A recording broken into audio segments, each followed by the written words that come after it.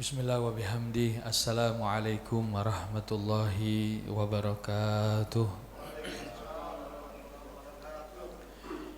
Alhamdulillah.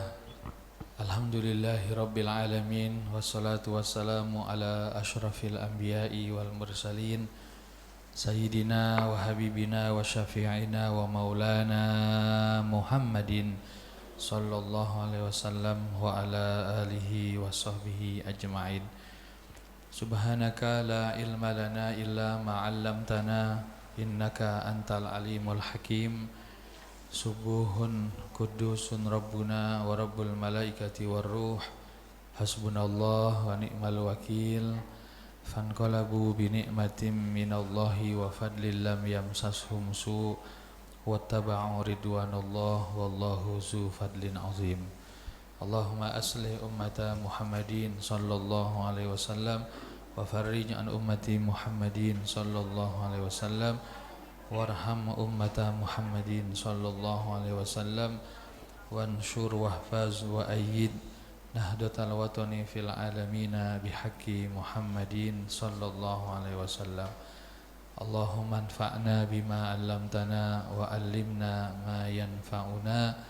Rabbi zidna ilma. Amin ya rabbal alamin. Hadratul mukarramin wal mukarramat yang sangat saya muliakan, bapak-bapak dan ibu-ibu, jamaah salat zuhur, keluarga besar ABC yang dirahmati Allah. Kita bersyukur kepada Allah Subhanahu wa taala kembali kita bisa beraktivitas, melaksanakan kegiatan bekerja, dan yang paling utama adalah kegiatan beribadah melalui sholat zuhur berjamaah. Di tengah-tengah sibuknya kita bekerja, tentu ini menjadi nikmat yang sangat luar biasa, karena dengan kita bisa melaksanakan ibadah sholat, kita masih ingat dan diingatkan oleh Allah Subhanahu wa ta'ala bahwa kita adalah hambanya. Betapa banyak orang menjalani kehidupan di muka bumi ini, tapi mereka tidak menyadari bahwa sesungguhnya Allah menciptakan manusia itu tugas utamanya adalah ibadah. Oleh karena itu, dengan kita bisa melaksanakan sholat zuhur berjamaah ini, kita juga tidak boleh lupa untuk mensyukuri nikmat-nikmat yang lain. Di antaranya adalah nikmat panjang umur dan nikmat dikaruniai keadaan atau kondisi yang mungkin sekarang hangat-hangatnya adalah nikmat kemerdekaan. Jamaah yang dirahmati Allah Subhanahu wa taala, sebelum kita membahas nikmat kemerdekaan, sepatutnya kita hadiahkan Fatihah kepada para pejuang bangsa kita yang tentunya dengan perjuangan darah dan air mata, bahkan jiwa dan raga, telah mempersembahkan kemerdekaan tanah air kita, sehingga secara kebangsaan kita hidup punya kedaulatan. Kita tidak lagi berada di bawah tekanan, kita tidak berada lagi di bawah paksaan dan penjajahan. Ini semua bisa kita rasakan akibat perjuangan daripada para pahlawan bangsa kita. Mari sama-sama kita hadiahkan Al-Fatihah, yang kita kenal maupun yang kita tidak kenal, yang pastinya Allah mengetahui siapa saja yang telah merebut, memperjuangkan kemerdekaan ini dari tangan penjajah. Semoga Allah jadikan kuburnya raudhah min riyadil jannah, anak keturunannya selalu dilindungi oleh Allah Subhanahu wa taala. Bisirril Fatihah. A'udzubillahi minasyaitonir rajim. Bismillahirrahmanirrahim. Alhamdulillahirabbil alamin, arrahmanir rahim, maliki yaumiddin. Iyyaka na'budu wa iyyaka nasta'in. Ihdinas siratal mustaqim. Suratul ladzina an'amta 'alaihim ghairil maghdubi 'alaihim waladdallin. Amin ya rabbal alamin. Jamaah yang dirahmati Allah, bahwa sebagai manusia merdeka jangan dipahami sebagai bentuk kebebasan saja. Orang bilang merdeka itu artinya orang yang bebas, begitu ya. Orang yang bebas artinya orang yang bisa mewujudkan unsur kemanusiaan dirinya, di mana manusia ini tidak bisa lepas hidupnya sebagai makhluk sosial. Maka salah satu wujud kemerdekaan diri adalah pandai kita menghargai orang. Nah ini salah satu makna kemerdekaan. Sebab ketika orang mengaku merdeka, terbebas dari penjajah, jangan-jangan dia dirinya sendiri adalah seorang penjajah. Nah ini juga bukan merdeka namanya. Sebab apa? Sebab tadi saya katakan bahwa tanda merdekanya seseorang, dia punya kemampuan untuk menghargai orang lain. Dia memiliki kemampuan untuk bersyukur, berterima kasih sama orang lain. Ini juga termasuk bentuk kemerdekaan. Para nabi dan para rasul, bahkan Allah Subhanahu wa taala memang menitipkan ajaran agama ini untuk mengeluarkan umat manusia dari alam kegelapan menuju alam terang menderang. Di dalam lanjutan ayat kursi, Bapak Ibu sering baca ayat kursi kan? Itu kan ada setelah ayat kursi yang kita hafal, ada lanjutannya begini, la ikraha fiddin qad tabayyana ar-rusydu minal ghayy famay yakfur bitaghuti wa yu'min billahi faqad istamsaka bil urwatil wusqa lan fisama laha wallahu sami'un alim. Allahu waliyul ladzina amanu yukhrijuhum minaz zulumati ilan nur. Itu kalimat itu tuh. Ya, nanti Bapak baca ayat kursi, usahakan kalau selama ini ayat kursinya hanya 1 ayat, sekarang ayat kursinya 3 ayat. Ayat ke selanjutnya tadi la ikroha, lalu ayat terakhirnya Allahu waliyul ladzina amanu yukhrijuhum minaz zulumati ilan nur. Walladzina kafaru awliya'uhumut taghutu yukhrijunahum minan nuri ilaz zulumat. Yang artinya Allah lah yang menjadi penolong orang-orang yang beriman. Yang pertolongan Allah paling besar adalah mengeluarkan mereka dari kegelapan menuju kehidupan yang penuh cahaya. Dan ini bapak-bapak, ibu-ibu, ini semua misi hamba-hamba pilihan. Tidak ada satu nabi pun di antara 124.000 nabi, tidak ada satu rasul pun di antara 313 rasul, kecuali tugasnya adalah mengantarkan manusia dengan mengenal Allah, yaitu dari alam kegelapan sampai alam terang menderang. Ini kan sekarang lagi bulan Maulid. Pasti kalau bulan Maulid bahasanya minaz zulumati ilan nur. Udah nggak jauh itu. Bagaimana dulu perbudakan, datang Nabi, dihilangkan perbudakan, dihidupkan saling tata krama sopan santun. Bagaimana dulu di zaman Nabi yang kaya makin kaya, yang miskin makin tertindas. Datang Islam, yang kaya diwajibkan bayar zakat, betul ya? Pemerataan ekonomi. Datang lagi sebelum Islam di mana orang tua nguburin anaknya hidup-hidup, masih ingat tuh sejarahnya ya. Tapi kemudian datang Islam, ditumbuhkan yang namanya sakinah mawaddah warahmah, kasih sayang. Jadi kalau kita bicara merdeka, yang bicara orang Islam, udah nggak ada yang kagak ketemu. Emang misi besar Islam menyelamatkan manusia dari kegelapan menuju jalan yang terang menderang, dari kehidupan tertindas menuju kehidupan yang merdeka. Alhamdulillah. Nah, makanya kita sinergi, kita akan paham. Salah satu yang akan saya bahas adalah makna kemerdekaan adalah pandai memberikan penghargaan sama orang lain. Jangan kita merdeka tapi ternyata kita menjadi penjajah bagi orang lain. Bu, pernah ngalamin gak ada orang resepsi pernikahan udah jam 1 masih berisik aja? Pernah ketemu begitu? Nah, orang yang kagak tahu lingkungan ya, udah jam 1 kan wayanya istirahat, betul. Tamu jam 1 masih ada malam tamu. Udah nggak ada lah tamu tuh sekarang jam 9 udah lelah tamu. Tapi karena hawa nafsunya, dia masih aja tuh biarkan tampilan-tampilan yang memuaskan syahwatnya, tapi menindas tetangganya, betul. Berarti masih ada penjajah nggak tuh? Penjajahnya bukan dari negeri luar. Penjajahnya bukan membawa senjata. Kita ini merdeka secara berbangsa, tapi belum merdeka secara keislaman. Karena apa? Karena kita masih belum tahu betul kemuliaan Islam. Ya, bagaimana menghargai orang, berterima kasih sama orang? Apa kata Nabi? Man lam yashkurin nasa lam yashkurillah. Orang yang tidak bisa bersyukur, berterima kasih kepada manusia, dia tidak pernah mengerti berterima kasih kepada Allah. Makanya kenapa tadi saya ajak kita baca Fatihah? Betapa banyak orang merayakan kemerdekaan tapi enggak sempat doain para pahlawan. Betul. Dia bisa 5 hari, 3 hari, 1 hari, ada malam puncak dia bisa.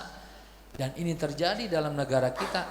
Tapi sedikit sekali yang ngajarin bagaimana berterima kasih kepada para pahlawan atau kepada anak cucu keturunan mereka para pahlawan.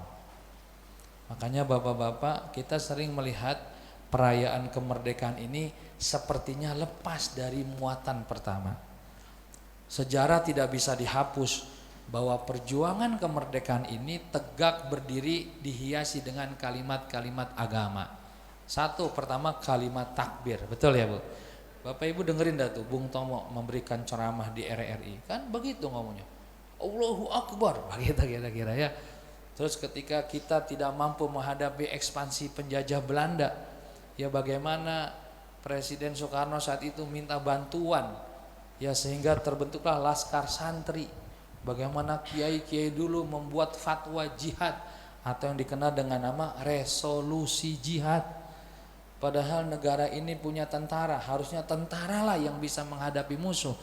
Tapi karena kekuatan negara kita belum sempurna, tentara kita belum memadai, maka para kiai dengan ijtihad mereka mewajibkan santri-santrinya untuk berjuang mempertahankan kemerdekaan. Lah kalau tiba-tiba sekarang orang begitu saja lupa dengan cara dakwah, dengan cara terima kasih kepada Allah. Bahkan kita pernah mendengar sejarah bahwa negara kita sempat disumbang oleh Aceh, betul ya, dengan pesawat. Coba. Jadi negara kita ini negara yang terdiri dari berbagai macam kerajaan. Maka kita juga harus menghargai kemajemukan bangsa kita. Termasuk bentuk penghargaan itu pandailah mengucapkan terima kasih gitu. Jadi ini yang kecil banget nih, urusan ngucapin terima kasih aja kita belum pandai. Bagaimana kita pandai bersyukur kepada Allah? Ucapan menjaga perasaan tetangga kita aja kita Masya Allah ya. Tadi yang saya katakan tuh ya, tata kerama, ya adab sopan santun, padahal Islam udah ngatur. Tapi kita Masya Allah tabarakallah. Maka Bapak Ibu yang dirahmati Allah, yuk pelan-pelan di sisa usia kita buka lagi pelajaran Islam kita. Bagaimana dulu ketika Rasulullah SAW ya sholat, kemudian beliau kalau berjamaah mendekin ayatnya kan gitu ya, saking di belakang khawatir ada orang tua, ada orang yang lemah. Bagaimana ketika Rasulullah lagi wirid, selesai sholat tiba-tiba nggak baca wirid, langsung bangun, sahabat kaget. Habis bangun sahabat ngeliatin, Nabi melihat wajah sahabat penuh dengan pertanyaan. Kata Nabi, tahukah kamu kenapa aku begitu sholat langsung lompat keluar ke rumah? Kenapa? Karena dalam rumahku ada titipan yang belum aku sampaikan kepada orang. Aku tidak mau lambat-lambat ibadah kepada Allah sementara hak orang lain masih dalam genggamanku. Lah kita mah Masya Allah, negara kita hak rakyat banyak gak yang tertahan? Banyak. Nih Bu, emak saya kalau masak pagi sampai sore gak basi. Emak saya tuh. Kalau sekarang katanya MBG lewat 5 menit langsung keracunan ya Bu. Ini yang masak siapa? Ya artinya kan ini ada kezoliman besar di negara kita nih. Kita nggak paham siapa yang salah. Ya bahkan, aduh ya Allah, berulang-ulang terjadi. Emang agak bisa tuh kalau mamanya MBG suruh aja tuh warteg-warteg kita. Amin. Tahuan tukang masak, betul ya? Tukang masak dibayar, enak. Ini kenapa negara kita nih bebeliut apa bahasanya kalau sesuatu yang kagak rapi-rapi. Ini mau orang Indonesia bodoh.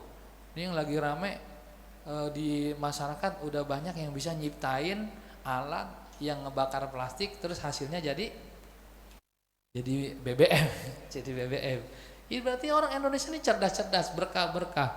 Oleh karena itu para jemaah sekalian, saya mengingatkan kepada kita semua bahwa walaupun kita sudah merdeka, tapi perjuangan kita belum selesai. Maka kita yang hari ini merasakan kenikmatan kemerdekaan punya tanggung jawab. Ini ibaratnya dapat titipan amanat pertama dari para pahlawan bangsa. Maka siapa yang hidupnya hanya buat dirinya sendiri, buat dirinya aja, yang penting gua mau orang lain terserah, awas besok diminta tanggung jawab sama Allah. Ingat, setiap kita ini bisa hidup karena bantuan banyak orang. Kita nggak bisa meremehkan petani-petani karena kita makan berasnya ditanamnya sama siapa? Petani. Kita nggak bisa meremehkan nelayan-nelayan. Kalau kita lihat di TV ada nelayan lagi susah demo, kita ngatain mereka, kita makan ikan siapa yang nyari? Iya, kita kemudian melihat demo guru, katanya guru kesian begini, terus kita nggak peduli, anak kita bisa pintar, ada siapa? Ada guru. Betapa kita merasa, wah ini mah ustadz begini, kita nggak tahu nih negara kita bisa nggak banyak musibah karena doanya orang-orang yang tersimpan dalam malam-malam sunyi. Kita nggak pernah peduli, kita hidup sendiri, kita bekerja, pokoknya kita capek. Ketika ada orang minta, ketika ada orang mengajak, kita nggak peduli. Betapa khianatnya kita kepada orang-orang yang berjasa sama kita. Emang selama ini kita hidup makan sendiri, kita kan dilayanin, kita beli dan sebagainya. Maka siapa orang yang hidupnya egois, camkan Rasulullah tidak senang dan tidak rela dengan orang ngaku Islam tapi hidupnya egois. Tuh. Makanya bapak-bapak diajak ngaji, itu ada sumbangsi keselamatan bangsa. Ini ada orang mana kalau udah kerja capek ngaji kagak mau banget, betul ya Arya? Tapi kalau jalan-jalan mau. Ada nggak begitu? Ustaz saya nggak bisa ngaji, kenapa? Ini hari keluarga. Hari keluarga. Emang kemarin Senin sampai Jumat bukan sama keluarga? Ya sama keluarga sih. Coba kita hadiri majlis ilmu sumbangsi keselamatan bangsa kita. Jangan hawa nafsu saja. Sebab kemerdekaan ini walaupun hasil perjuangan para pejuang, tapi yang paling utama ini izin dari Allah. Biar yang berjuang ribuan, darahnya berjutaan galon, kalau Allah belum kasih merdeka, merdeka nggak kira-kira? Nggak merdeka. Maka saya bilang tadi, di samping kita bersyukur kepada para pahlawan, ayo para jamaah sekalian, kita isi kemerdekaan dengan keimanan kita. Mungkin kita nggak bisa menjadi pelaku perjuangan dakwah, tapi kita minimal menjadi pendukung pergerakan dakwah gitu. Kenapa? Karena di ayat surat Al-A'raf, ayat yang sangat masyhur dikatakan, Bismillahirrahmanirrahim. Walau anna ahlal qura amanu wattaqau lafatahna alaihim barakatim minas sama'i wal ard. Walakin kadzabu fa akhadnahum bima kanu yaksibun. Shadaqallahul.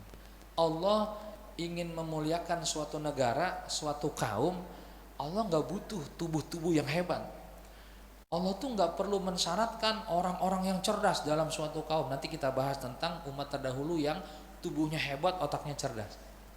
Yang Allah butuhkan dalam suatu negara, suatu kaum, mereka beriman bertakwa. Udah itu aja Allah mintanya. Kata Allah, seandainya suatu negara, suatu kampung, mereka penduduknya beriman bertakwa, kami bukakan untuk mereka perbendaharaan langit bumi. Kalau bahasa kita mah, dibikin sukses negeri tersebut, dibikin berkah, dibikin merdeka sama Allah. Gak usah pakai perang, gak usah.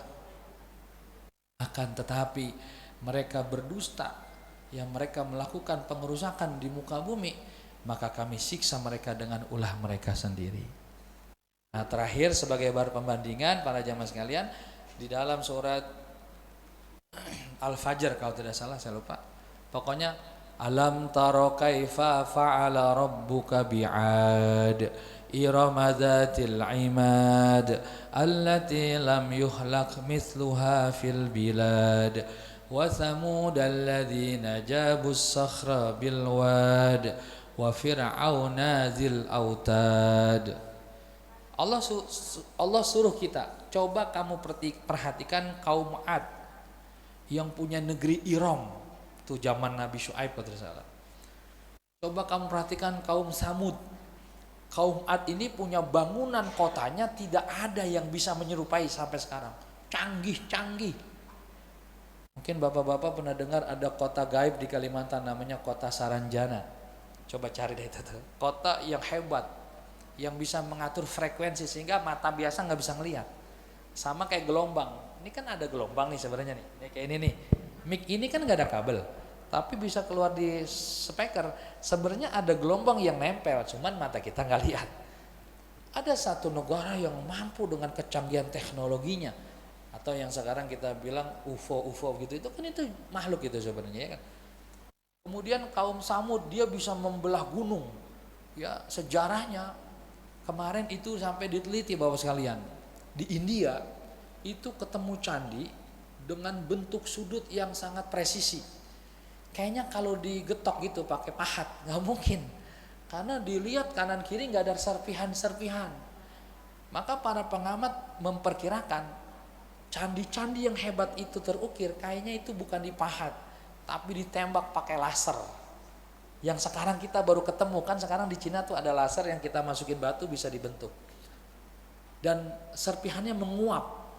Jadi umat terdahulu ini udah canggih-canggih teknologinya. Bapak ikut tidak proses perkembangan teknologi? Saya senang sama berita itu, saya suka baca gitu di media sosial.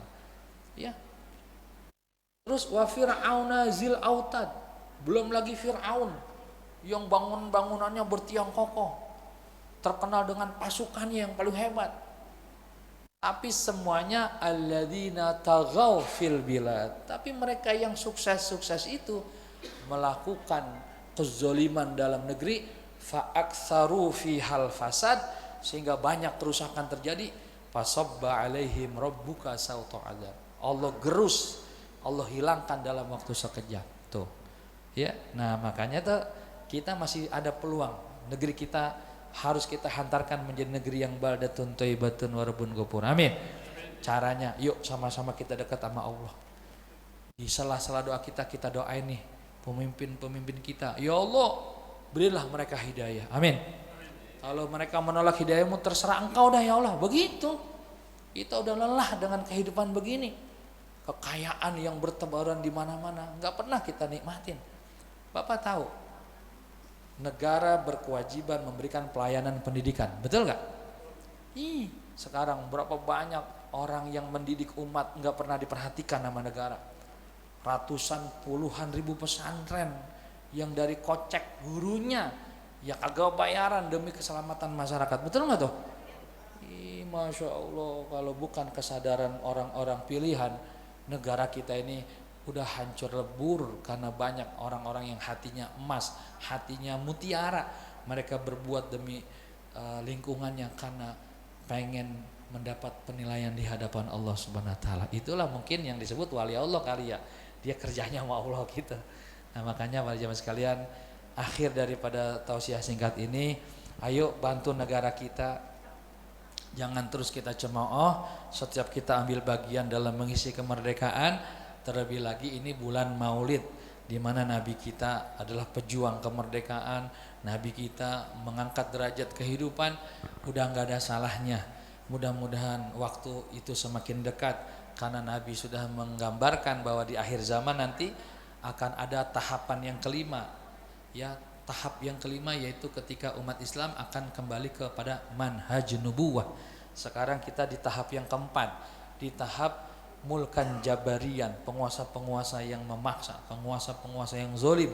Sebentar setelah ini sabarlah kita, terus kita jaga iman kita tegakkan syariat kita, karena nanti akan diutus cucu Nabi yang bernama Imam Mahdi Al-Muntazor.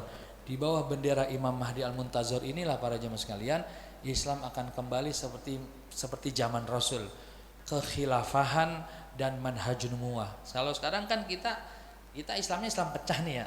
Kita ketemu orang Islam tapi orang Malaysia itu orang lain rasanya. Padahal Islam tapi karena dia orang Malaysia kayak orang lain. Nanti Islam kagak begitu sebenarnya. Ya, kita berdoa mudah-mudahan panjang umur. Amin. Semuanya bisa merasakan indahnya manhaj Islam nubuwah, dan pada saat itulah ya kita bisa merasakan Islam yang nikmat. Sekarang juga udah nikmat, cuman harus berjuang dulu. Kalau dulu pejuang mengambil kemerdekaan, kalau perjuangan kita mengisi kemerdekaan dengan menjadi hamba yang taat kepada Allah, cinta kepada Rasulullah. Amin ya rabbal alamin. Mari kita angkat tangan, kita berdoa. Bismillahirrahmanirrahim. Alhamdulillahirabbil alamin. Hamdan yuwafi ni'amahu yukafi mazidah. Allahumma salli ala sayyidina Muhammad wa ala ali sayyidina Muhammad. Allahumma aslih ulata umuril muslimina ajmain wa wafiqhum lima tuhibbuhu wa tardahu minna fil ibadi wal biladi ya karim. Rabbi firli wa li walidayya warhamhuma kama rabbayani saghira. Rabbana atina fid dunya hasanah wa fil akhirati hasanah wa qina adzabannar. Wa sallallahu ala Muhammad wa alihi washabihi wasallam. Walhamdulillahi rabbil alamin. Terima kasih, mohon maaf. Wallahul muwaffiq wal hadi ila sabir rasyad. Wassalamualaikum warahmatullahi wabarakatuh.